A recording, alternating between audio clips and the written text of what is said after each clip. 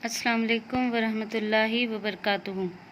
Welcome to our Hindi class. तो बच्चों, आज हम जो कविता पढ़ने वाले हैं उसका नाम है खुशी के त्यौहार। क्या है कविता का नाम? खुशी के त्यौहार। Page number 22। उपहारों की खुशबू लेकर जब जब आते हैं त्यौहार, त्योहारों का आना जैसे खुशियाँ और रंग हजार। तो उपहार यानी गिफ्ट्स। तो जब त्यौहार आते हैं, जब कोई भी फेस्टिवल आता है तो अपने साथ बहुत सारी खुशियाँ लेकर आता है और उसके साथ हमारे लिए नए नए उपहार गिफ्ट भी लेकर आते हैं। जब लहलहाती है फसलें तो खेत मनाते हैं त्यौहार। तो यहाँ पर हर एक अपना अपना त्यौहार अलग अलग तरीके से मनाता है। ठीक है, जैसे क्रिश्चियंस क्रिसमस मनाते हैं, मुस्लिम्स ईद मनाते हैं, हिंदू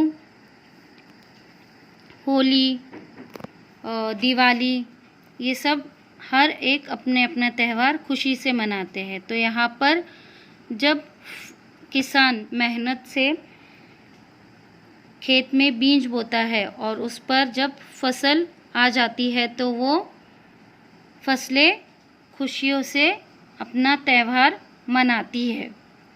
जब फूलों से लदती है डाली तो पेड़ मनाते हैं त्यौहार। तो जब पेड़ों की डाली पर जब फूल आते हैं तो कौन त्यौहार मनाता है? पेड़ खुद त्यौहार मनाती है, यानी खुश हो जाती है। पानी से भरती है नदियाँ तो उनका होता है त्यौहार। जब नदियों में पानी कम हो जाता है और बारिश से पानी उसमें फिर से भर जाता है तो नदी भी अपना त्यौहार मनाती हैं। ठंड में मीठी धूप खिले तो सूरज का होता है त्यौहार। ठंड में आपने देखा होगा कि जब बहुत ज़्यादा ठंड होती है तो धूप नहीं निकलती है, पर जब धूप निकलती है ठंड में तो सूरज खुशी से त्यौहार मनाता है। सभी मनाते हैं त्यौहार, सबको भाते हैं त्यौहार, मिलकर बांटो खुशियाँ सभी, यही सिखाते हैं त्यौहार। तो त्यौहार हमें क्या सिखाते हैं कि हमको एक दूसरे के साथ खुशी से इन त्योहारों को मनाना चाहिए। हमें खुशियाँ एक दूसरे के साथ बांटनी चाहिए। जैसे जब किसी और का त्यौहार होता है तो हम भी उसे विश करते हैं ना, उसी तरीके से हम सबको एक दूसरे के साथ अपने त्यौहार खुशी के साथ मनाने चाहिए। तो बच्चों, आप लोगों को ये कविता अच्छे से याद करनी है। ठीक है, आप लोगों को ये कविता याद करनी है और उसके बाद पेज नंबर 23 पे आप लोगों को दिया गया है, दिए गए प्रश्नों के लिए सही उत्तर चुनिए। यहाँ पर आप लोगों को प्रश्न दिए गए हैं और उसके 3 ऑप्शंस दिए गए हैं। तो आप लोगों को इनमें से सही ऑप्शन के सामने सही का निशान लगाना है। This is your homework. यह आप लोगों का होमवर्क है।